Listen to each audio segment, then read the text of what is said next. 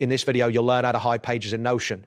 This process allows you to organize your workspace more efficiently by keeping certain pages out of sight while still maintaining access to them. Begin by opening Google Chrome or your preferred web browser. This step is essential because you will need to access Notion's web interface to perform the following actions. Navigate to the Notion website.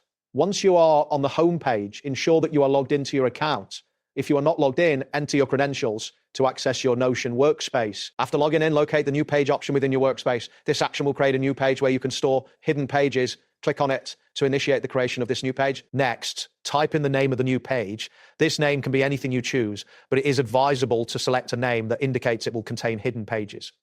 After typing the name, press enter to confirm your creation. To hide existing pages, find the page you want to hide within your workspace. Click and drag this page into the new page you just created. This action will nest the existing page under the new main page, effectively hiding it from the main view. Repeat this dragging action for any additional pages you wish to hide.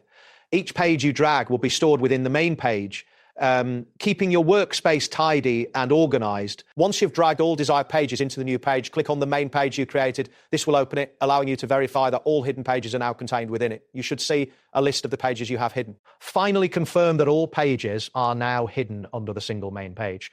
You can continue to access these hidden pages by navigating to the main page whenever needed. This method helps maintain a clean workspace without losing access to important information.